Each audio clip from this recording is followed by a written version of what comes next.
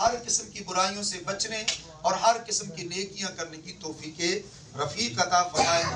اب بلا تاخیر کیونکہ یہ پروگرام بھی مختصر ہے تو میں قبلہ علامہ حافظ محمد سعید اختر صدیقی صاحب کی خدمت میں گزارش کرتا ہوں کہ آپ ہی فرما دیں جو آپ نے قرآن کے بارے میں یا رمضان مبارک کے بارے میں جو بھی آپ کا موضوع ہے، تاکہ پروگرام جو ہے اپنے وقت اختتام پذیر ہو جائے۔ اور ان کی آمد سے پہلے آپ ایک زوردار نعرہ لگائیں، نعرہ تکبیر، نعرہ رسالت، نعرہ حیدری، حضرت علامہ مولانا حافظ محمد سعید اختر صدیقی صاحب۔ بسم اللہ الرحمن الرحیم۔ حمد و صلات کے بعد حضرات محترم، جیسا کہ میری جماعت کے عظیم المرتبت دو علماء کرام نے اپنے خیالات کا اظہار فرمایا، اور یہ میری دونوں ہی بڑی عظیم شخصیات ہیں ہماری، اور ہمارے مسلک کی پہچان بھی ہے، مسلک کی جان بھی ہے، اور مسلک کی آن بھی ہے۔ تو انہوں نے جو جملے ارشاد فرمائے بالکل برحق فرمائے کہ قرآن پاک یاد رکھنا یہ اتنا آسان کام نہیں ہے، اور پھر جب انسان پڑھتا ہے نا تو پھر قرآن پاک کا خود ہی اعجاز ہے کہ کبھی متشابہ ہم وغیرہ متشابہ ہو جاتا ہے، اور کبھی مشتبہ ہم وغیرہ متشابہ ہو جاتا ہے۔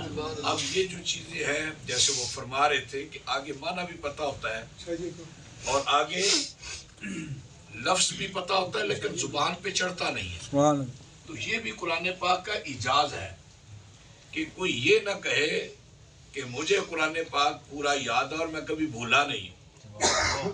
تو بھولنا بھی قرآن کا اعجاز ہے اور یاد ہونا بھی قرآن کا ہی اعجاز ہے، اور دنیا کی کوئی کتاب نہیں جو کسی کو یاد ہوتی ہو۔ ایک چیپٹر 14 نکات جو ہے نا قائد اعظم کے، وہ ہم نے کون سی کلاس میں یاد نہیں کیے، اور پھر بچوں کو یاد کرائے بھی جب ہم پڑھاتے رہے تو 14 نکات ہر میرے خیال میں میٹرک کے امتحان میں یہ سوال کسی نہ کسی زاویے سے آ جاتا ہے، تو ہر بچے نے یہ یاد کیے، مار بھی کھائی، پھر یاد کیے، سنائے۔ لیکن جتنے آپ میٹرک پاس ہیں، اگر میں ابھی آپ سے پوچھ لوں کہ 14 نکات آپ سنا دیں تو آپ میں سے کوئی میرے سمیت وہ 14 نکات پورے سنا سکتا نہیں ہے، لیکن اگر میں کوئی 7 سال کا بچہ پکڑ لوں اور وہ حافظ قرآن ہو تو اس سے میں کسی جگہ سے کوئی آیت تلاوت کروں تو وہ آگے سے قرآن سنا دے تو یہ قرآن کا ہی اعجاز ہے، یہ قرآن ہی کی برکت ہے کہ قرآن کا اعجاز ہے کہ چھوٹے دل میں وہ خود سما گیا ہے۔ یہ اس لیے اب بڑی مزے کی بات، زیادہ لمبی چوڑی گفتگو یہاں تو ہونی نہیں ہے، وقت بھی نہیں ہے، اور افضل وسیم صاحب ویسے بھی پریشان ہیں، کچھ اندر باہر ہو رہے ہیں بہت سارے، تو اب ہم سارے ہی باہر جانے کے لیے تیار ہیں، آپ آرام سے بیٹھے۔ تو حضرات محترم تھوڑے آگے ہو جائے، پیچھے لوگ اور بھی آ گئے۔ میں نے تو ان کو کہا تھا 12 بجے دعا رکھے، لیکن کل 10:30 بجے دعا ہو جانی ہے تو ہو جانی ہے، ایک مرتبہ کہہ دے سبحان اللہ۔ اب جو میں بات عرض کرنا چاہتا ہوں کہ قرآن پاک کو ختم کرنے کے لیے معانی کے اعتبار سے، الفاظ کے اعتبار سے، ہر لحاظ سے ختم کرنے کی کوشش آج نہیں، یہ عرصہ دراز سے شروع ہے، لیکن بڑے بڑے لوگ جو ہیں جیسے علاقو جیسے لوگ ہوئے اور انہوں نے کہا جی دنیا میں کوئی حافظ نہ رہے، چن کرنا ان کو شہید کر دیا جائے۔ جب حفاظ کو شہید کر دیا گیا اور اس نے کہا کہ اوراق قرآن پاک کے بھی اٹھا لیے جائیں، جہاں کہیں بھی قرآن پاک پڑھا ہے اس کو اٹھا لیا جائے اور اسے جلا دیا جائے، کوئی نہ لکھا ہوا حرف نظر آئے نہ کوئی حافظ قرآن نظر آئے، تاکہ یہ قرآن پاک ختم ہو جائے۔ اور یہ علماء ہمیں سناتے ہیں کہ اِنَّا نَحْنُ نَزَّلْنَا الذِّكْرَ وَإِنَّا لَهُ لَحَافِظُونَ، اللہ فرماتا ہے ہم نے اس قرآن کو نازل کیا ہے اور ہم ہی اس کی حفاظت کرنے والے ہیں۔ تو میں دیکھتا ہوں کہ کون اس قرآن کی حفاظت کرتا ہے۔ جب وہ مطمئن ہوا کہ میں نے حفاظ بھی ختم کر دیے اور میں نے تمام جگہ سے قرآن کے اوراد بھی اٹھا لیے اور انہیں بھی ختم کر دیا. جب وہ مطمئن ہوا تو وہ شہداء جو تھے، حفاظ تھے، ان کے پاس کھڑے ہو کر کہتا ہے کہ مجھے بتاؤ قرآن کیسے زندہ ہے؟ تم کہتے ہو اس کی حفاظت اللہ کرنے والا ہے، تو اب کوئی سنائے قرآن پاک. تو اس شہداء میں جو سب سے چھوٹا بچہ تھا، اس کی عمر تھی 4.5 سال، اس نے کھڑے ہو کر قرآن پڑھنا شروع کیا. اس نے قرآن پاک پڑھنا شروع کر دیا. تو یہ تو بات اعلیٰ حضرت نے کہی ہے نا کہ مٹ گئے، مٹتے ہیں، مٹ جائیں گے آدھا تیرے، نہ مٹا ہے نہ مٹے گا کبھی چرچا تیرا. مٹانے والے خود مٹ جائیں گے، لیکن نہ اللہ اور اللہ کے رسول کا یہ معاملہ کبھی ختم ہو سکتا نہیں ہے. تو ماشاءاللہ حافظ محمد وسیم شہزاد صاحب نے قرآن پاک سنایا، اور دوسرے عزیز کاشف صاحب نے، انہوں نے بھی سنایا، اور آپس میں انہوں نے سنایا. اور یہ بڑی عجیب سی بات ہے کہ قرآن پاک آپ تو بوجھ ہی سمجھتے ہیں نا، نماز تراویح تو ایک غریب حافظ سنا رہا ہوتا ہے اور ایک پیچھے سامع سن رہا ہوتا ہے. باقی تو جو سامعین ہوتے ہیں نا وہ گنتی کر رہے ہوتے ہیں. تو یاد رکھو جس چیز کی گنتی کی جائے نا وہ کم ہو جاتی ہے. مال وعدہ تھا، کس طرح ہے جی؟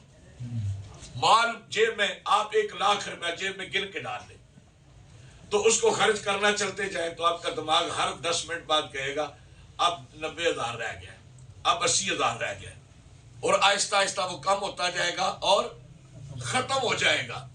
لیکن اگر بغیر گن کے ڈال دیں اور اللہ کے نام پہ دیتے جائیں اور اندر بڑھتا چلا جائے.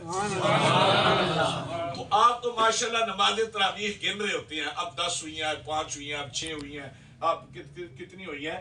تو جو حافظ قرآن سنا رہا ہوتا ہے اس نے یہ بھی دیکھنا ہے میں کہاں سے شروع کرنا ہے. میں نے میری رکعت پہلی ہے، میری دوسری ہے، کوئی سجدہ تلاوت تو نہیں آ رہا، کوئی ایسی آیات، کتنی آیات ہیں جو ایک دوسرے سے ملتی جلتی ہیں. تو یہ چیزیں بڑی اس کے دماغ پہ وہ لگا ہوتا ہے. اب وہ حافظ کیسا ہوتا ہے؟ حافظ اس طرح ہوتا ہے جیسے اس کے سامنے قرآن پاک کھلا ہوا ہے. سبحان اللہ. جس چھاپے پہ اس نے قرآن پاک حفظ کیا ہوتا ہے، اس کے حرف، اس کی لینیں، اس کا سیدھا الٹا، یہ ساری چیزیں اس کے سامنے، وہ مسئلے پہ پڑھ رہا ہوتا ہے اور اس کے سامنے قرآن کھلے کی طرح ہوتا ہے. حضرات محترم، یہ قرآن پاک کا اعجاز ہے. آپ بھی کوشش کیا کریں. اور قرآن پاک ہے کیا؟ القرآن کلام اللہ. یہ کس کی کلام ہے؟ سب بولے اللہ کی کلام ہے. اب جس کی کلام کی جائے، میں حضرت علامہ مولانا حافظ محمد حسین صاحب کا تذکرہ کروں، تذکرہ خیر کروں، ان کے سامنے کروں یا ان کی عدم موجودگی میں کروں، تو یہ بھی میرا تذکرہ خیر کریں گے. میں نے ان کا ذکر کیا نا، ان کی کلام کی ہے، ان کی محبت ان کے ساتھ اظہار کیا ہے. اور کبھی صبح اٹھے بندہ اور قرآن پاک پڑھے تو اللہ سے ہم کلام ہو جائے تو اس کے اپنے کلام میں کتنی شان ہو. صبح اٹھے تو کلام اللہ کا ہو، اب وہ کلام پڑھ رہا ہے تو اس کلام سے کیا ہوتا ہے؟ کلام اللہ. توجہ میری طرف کرے، توجہ میری طرف کرے. کلام اللہ. اب یہی کلام اللہ جو ہے، بات بس مختصر کرنا چاہ رہا ہوں.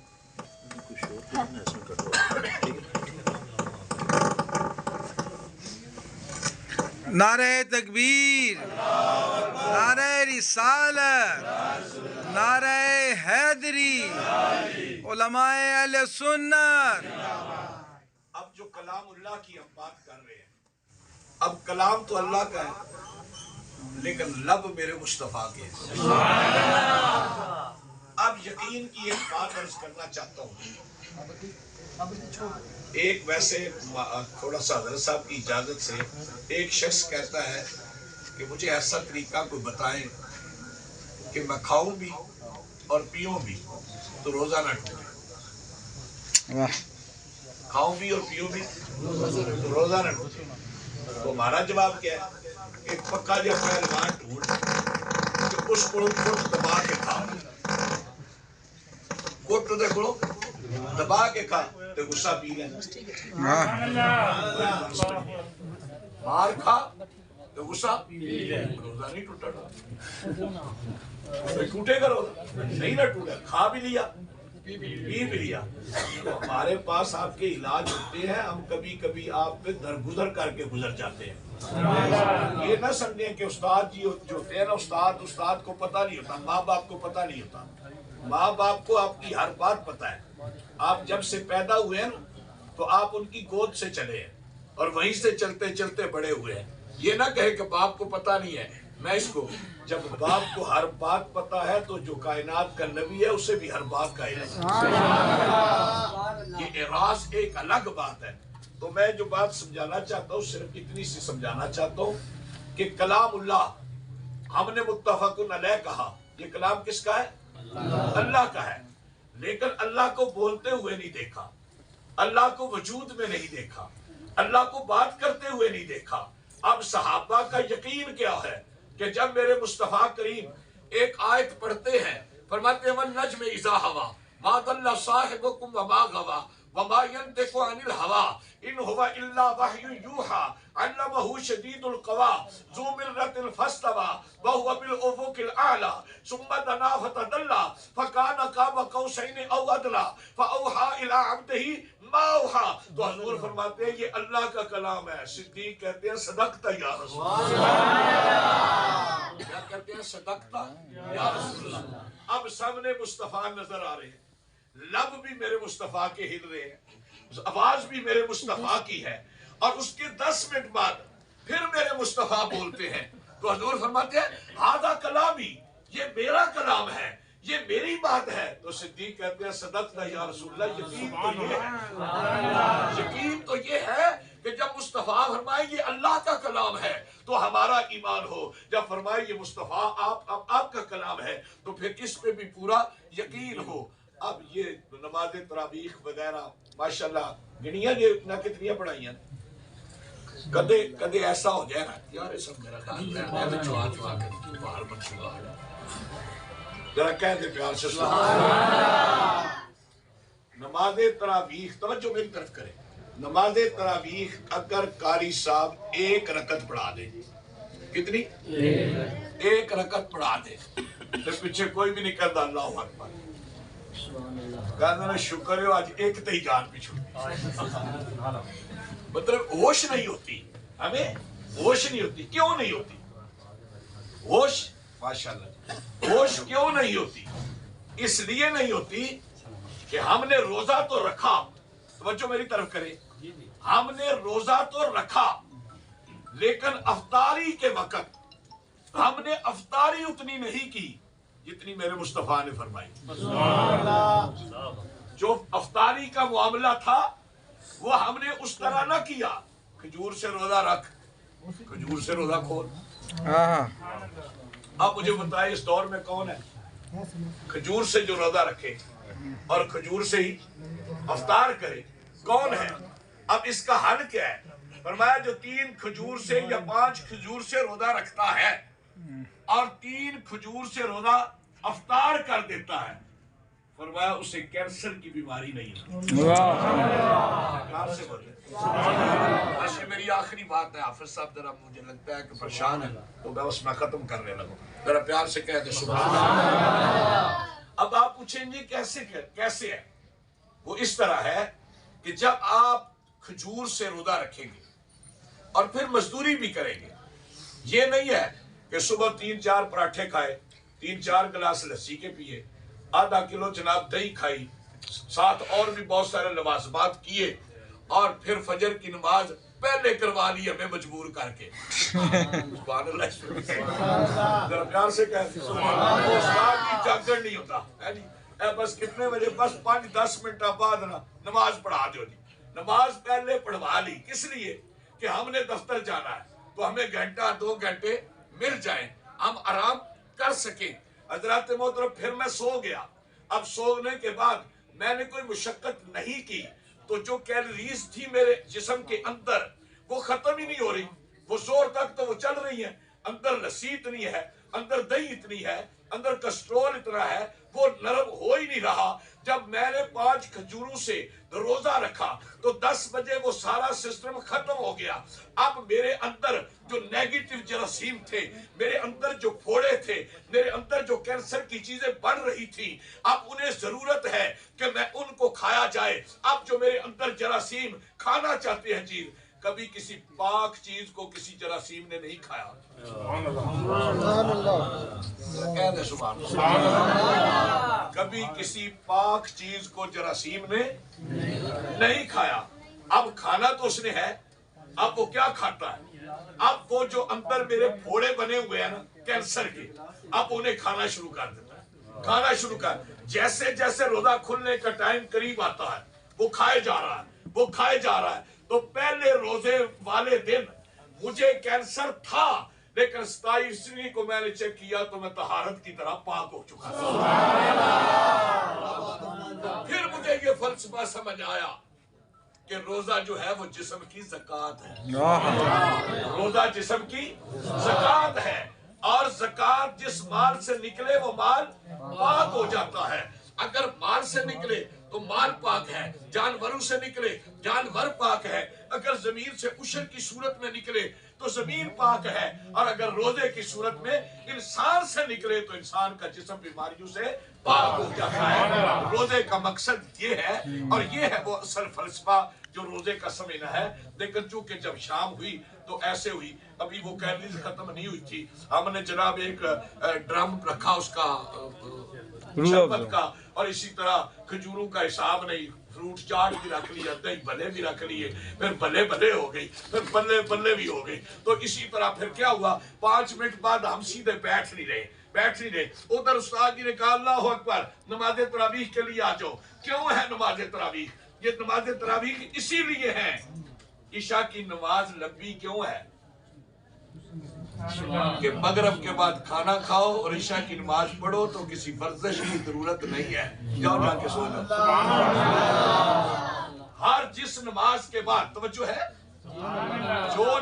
جو بھوکے رہے آپ، جس نماز سے پہلے آپ نے کھایا نہیں اور وقفہ زیادہ ہوا، اللہ نے رکھتے کم رکھی. چاہے وہ فجر کی نماز ہے، چاہے وہ عصر کی نماز ہے. توجہ ہے، دن کو کھایا، کیلولا کیا، 12 رکعت ہے.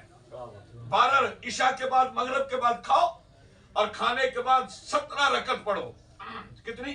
17.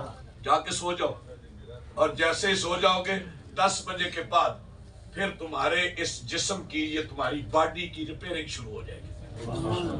یہ خود بخود ریپیئرنگ شروع ہو جائے گی. اب ہوتا کیا ہے، جیسے یہ برخوردار موبائل لے کے کر رہا ہے جو بھی کر رہا ہے، اسی طرح میں بھی ہوتا ہوں. اب 10-11 بجے میں بستر پہ گیا، 12 بجے گیا، پھر میں اس موبائل کو پکڑ رہا ہوں، کسی گیم میں کسی اور چیز میں چلا گیا ہوں. اب ہوتا کیا ہے، ہر 5 منٹ میں یہ گر رہا ہوتا ہے، میں پھر اسے اٹھا رہا ہوتا ہوں. یہ گر رہا ہوتا ہے، میں اسے اٹھا رہا ہوتا ہوں. میں اس سے لڑ رہا ہوں. میں جاگنا چاہتا ہوں کہ میں جاگوں، اور اسی لڑائی میں کیا ہوتا ہے، وہ ریپیئرنگ کا وقت گزر جاتا ہے. پھر ہمیں نیند بھی پوری نہیں ہوتی. ہمارے معاملات معاشرے کی طرف واپس لوٹ کر آؤ. علم نہ ہمیں دکھاؤ کہ رکھتے کتنی ہیں، ہمیں یہ نہ بتاؤ.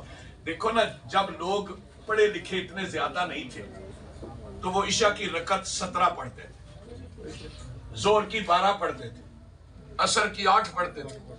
اور اب جب کچھ پڑھ گئے، پڑھ نہیں پڑھ گئے، کچھ پڑھ گئے، پڑھ سمجھو نا. ایڈا کپڑا پیار ہے نا، سلوکاں وچ پیار ہے تو بیبیاں کوئی 2-3 سالاں بعد کرن بھیج کرن تے پڑھ رہے ہوتے، کہہ رہے تے پڑھ ہی گیا، تسی گھر پہ ہی پڑھ گئے ہو. تو حضرت محترم پھر کیا ہوتا ہے، توجہ ہے نا، ہم پڑھ گئے. وہ جی سنتوں کی تو ضرورت نہیں ہے. سنتوں کی کیا اہمیت ہے؟ یہ نماز تراویح کی کوئی دلیل نہیں ہے. مسلمان ذرا میری چھوٹی سی بات سمجھ. اگر میں آپ کو کہہ دیتا ہوں کہ اٹھو اور 2 نفل پڑھو، میرے پاس کوئی دلیل نہیں ہے، کوئی حدیث نہیں ہے، کوئی دلیل نہیں ہے، لیکن میں نے آپ کو کیا کہا، کھڑے ہو جائے اور 2 نفل پڑھ لیں. آپ کو اس پہ نقصان کیا ہوا ہے؟ بتائیں مجھے. کچھ بھی نہیں. اللہ کو 4 مرتبہ آپ نے سجدہ کیا ہے، رکوع کیا ہے، قیام کیا ہے، اس کی تسبیح پڑھی ہے، اس کے محبوب پہ درود و سلام پڑھا ہے، تو کیا اس میں حرج کیا ہے؟ اب اس پہ ہم سوچنا شروع کر دیتے ہیں کہ یہ پڑھے یا نہ پڑھے. کیا یہ حکم نہیں ہے تو فرض پڑھ رمضان میں، تو فرض پڑھ ہم 70 فرضوں کا ثواب دیں گے، تو نفل پڑھ ہم فرضوں کا ثواب دیں گے. یہ رمضان میں نہیں ہے، یہ ہے نا. تو اب رمضان میں اگر کوئی 20 رکعت تراویح پڑھتا ہے تو اسے نقصان کیا ہے؟ کوئی 8 کہہ رہا ہے، کوئی یہ کہہ رہا ہے ہی نہیں ہے، کوئی کچھ کہہ رہا ہے، کچھ کہہ رہا ہے. یہ ایک مناظرہ ہوا، بات لمبی نہ ہو جائے تو مناظرہ بڑا لمبا چڑا ہوا 20 پہ اور 8 پہ. مولانا محمد عمر اچھبی رحمۃ اللہ علیہ ہمارے مناظر اسلام تھے، بڑی شخصیت تھے، ان کا بھی ہوا تکرار. تو جب عبد القادر روپڑی تھا ایک اس سے، تو اس نے کہا کہ تراویح کتنی ہے؟ 8. انہوں نے کہا 12. اب کتنے دن مناظرہ جاری رہا. فیصلہ کس پہ ہوا؟ فیصلہ اس بات پہ ہوا کہ کل قیامت کے دن حشر کا میدان لگ جاتا ہے تو اللہ ارشاد فرماتا ہے کہ 8 رکعت تراویح پڑھنے والے ادھر ہو جاؤ اور 20 پڑھنے والے ادھر ہو جاؤ. اب ہو جاتے ہیں. اب اللہ فرماتا ہے جنہوں نے 8 پڑھی ہے نا، تراویح تو 20 تھی، آپ نے 8 پڑھی ہیں، آپ کی 8 قبول ہیں، باقی پوری کرو. باقی پوری کرو. تو کہاں سے کرو گے؟ اور اگر اللہ نے فرمایا 8 تھی تو تم نے 20 کیوں پڑھی؟ تو ہم عرض کریں گے یا اللہ 8 کے حساب سے کاٹتا جاؤ اور باقی ہمارے نوافل میں شامل کرو. تو اس میں نقصان کیا ہے؟ ہم انہی چکروں میں پڑے ہوئے ہیں. 17 رکعت لوگ پڑھتے تھے، کتنی؟ عشاء کی 17. اب ہم پڑھ گئے ہیں اور کیا کہ بس جی 9 رکعت ہی کافی جی، سنتاں دی بھی لوڑ کوئی نہیں، نفلاں دی بھی لوڑ کوئی نہیں، فلاں کی بھی ضرورت نہیں ہے. اب تو کچھ 7 پہ آ گئے ہیں، بس 4 پڑھو فرض اور 3 پڑھو فطر. اسی کی ضرورت ہے. بس ایک جملہ میں کہنا چاہتا ہوں، سنت کی ضرورت ہے. سنت کی ضرورت ہے. اونچا بولو. مجھے بتاؤ سحری سنت ہے یا فرض ہے؟ اور افطاری سنت ہے نا؟ افطاری بھی سنت ہے اور سحری بھی سنت ہے. اور فرمایا سحری کرو، جاگو، اٹھو، جاگتے نہ رہو، سو کر جاگو. اور اٹھو گے تو جو سحری کرے گا نا کھانا وہ کھائے گا، اللہ کے فرشتے اس پر درود بھیجیں گے. یعنی مقام دیکھو نا. اور جو افطاری کرے گا اس سے اللہ کے ساتھ ملاقات کرے گا. تو یہ مقام ہے نا. اب یہ تو آپ کو سحری، میں کہتا ہوں بڑے بڑے علماء کو اگر سنت کی ضرورت نہیں ہے تو سحری کرنا چھوڑ دو، افطاری کرنا چھوڑ دو. ہمیں 2 دن بعد پتہ چل جائے گا کہ اس کی ضرورت ہے کہ نہیں، اس سنت کی ضرورت ہے کہ نہیں ہے. کہ میرے مصطفیٰ ہی ہیں، نہ سحری کریں نہ افطاری کریں اور مسل کے روزے رکھتے چلے جائیں. تو دوسری بات یہ ہے کہ جو سنت کے انکاری ہیں نا، وہ آپ کی تو میں بات نہیں کرتا ہوں، ان علماء کی کرتا ہوں. ان زنانیہ کی ہیں نا 4 تو میں کہہ رہی ہیں زنانیہ 4 نے ایک ہی دی سنت ہے، نکاح حضور دی سنت ہے. تو میں کہ اتھے سنت یاد ہے ترکاتا پڑھن ملے کوئی نہیں یاد. اتھے کہ ساریے ملیٹ کے سانو دے ہی جاؤ. تو حضرات محترم یہ توجہ رکھیں، اس چیز کی طرف بحث کریں کہ جس میں کوئی نقصان ہو رہا ہو، جس میں کوئی شبہ آ رہا ہو. جب اللہ کی بارگاہ میں عبادت کرنی ہے تو فرمایا من قام لیلۃ القدر ایمانا و احتسابا غفر لہ ما تقدم من ذنبہ. جس نے لیلۃ القدر کی رات کو قیام کیا ہم نے اس کے پچھلے سارے گناہ معاف. یہ کس نے فرمایا؟ یہ میرے مصطفیٰ نے فرمایا. من صام رمضان ایمانا و احتسابا غفر لہ ما تقدم من ذنبہ. جس نے ایک روزہ رمضان کا رکھا ہم نے اس کے پچھلے گناہ معاف کر دیے. بس آخری جملہ سمجھو، لیلۃ القدر ان علماء نے، میرے دائیں بائیں بیٹھے، انہوں نے حساب کتاب کیا ہوا ہے. یہ لیلۃ القدر کی جو شب ہے نا، یہ 1000 مہینے سے افضل ہے. کتنے مہینوں سے؟ 1000 مہینوں اس کی حد ہے. 1000 مہینے کی جرات سمجھو جو. تو یہ تقریباً 84 سال بنتے ہیں. 83 سال 3 ماہ. ہاں دیکھو کتنے؟ 83 سال 3 ماہ. ہاں میں تقریباً کہا 84. ٹھیک ہے نا. تو تقریباً میں بھی بہت ساری چیزیں چھپ جاتی ہیں. تو 83 سال 3 مہینے یہ بنتے ہیں. اب اس میں فائدہ کیا کہ اس رات کو میں نے 2 نفل پڑھے، تو میں نے ایک رات میں نہیں پڑھے، میں نے 83 سال 3 مہینے نفل پڑھے. میں نے اس رات کو 1 روپیہ صدقہ کیا تو 1 دن صدقہ نہیں کیا, 83 سال 3 مہینے صدقہ کیا. تو یہ کرم کس کا ہے؟ یہ کرم میرے مصطفیٰ کا ہے اور امت مصطفیٰ پہ ہے کہ فرمایا محبوب کے امتی دروازے کے اندر تو آ, اللہ کے گھر میں تو آ, سجدہ تو کر, جمی تو جگا, جمی چکانا تیرا کام ہے, بخشش کے دروازے کھولنا میرا. اس لیے حضرات محترم یہ ان چیزوں پہ توجہ کریں اور کوشش کیا کریں کہ یہ نماز پڑھیں, 5 وقت کی نماز پڑھیں, قرآن پاک کی ہر روز تلاوت کریں.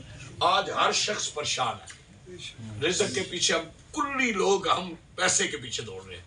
استاد, شاگرد, پیر, مرید, ہر بندہ جڑا نا وہ کہندا بس ایک ہی مشن ہے, 1 پوائنٹ ایجنڈا, بس تری جاؤ جی تے جدھروں لبدا ہے نہ سی تکنے ہے سود ہے, نہ تکنے ہے سعود ہے, نہ تکنے ہے یہود ہے, جو آتا ہے بس لیتے جاؤ, پکڑتے جاؤ, یہ ہمارا ایجنڈا ہے, اس پہ ہے. لیکن میرا ایک جملہ ذہن نشین رکھے, جو دیتا ہے کبھی اس سے بھی مانگا ہے. رزق کون دیتا ہے؟ اللہ. پھر بولے, سب بولے, اونچا بولے. یہ یقین ہے نا آپ کا, میرا یقین ہے نا. کون دیتا ہے؟ اللہ. آج صبح اٹھ کر آپ نے کتنی مرتبہ اس سے مانگا ہے؟ صبح اٹھے ہیں نا, تو جو رزق دیتا ہے, جس کا وعدہ ہے میں کسی کو بھوکا سونے نہیں دیتا, پتھر کے اندر کیڑے کو بھی میں رزق پہنچا دیتا ہوں, تو یہ یقین اگر مسلمان کا ہے تو پھر رزق کے پیچھے کیوں بھاگتا ہے؟ ایسا ہو جا کہ رزق تیرے پیچھے بھاگتا. من یتق اللہ یجعل لہ مخرجا ویرزقہ من حیث لا یحتسب ومن یتوکل علی اللہ فہو حسبہ ان اللہ بالغ امرہ قد جعل اللہ لکل شیء قدر. یہ باتیں کہاں ہے؟ قرآن نہیں ہے. ہم کلام ہو جاؤ اور صبح سویرے اٹھو تو اس سے مانگو جو ساری کائنات کو دینے کا وعدہ کرتا ہے. جب اس سے مانگ کے نکلو گے خود بخود رزق آتا جائے.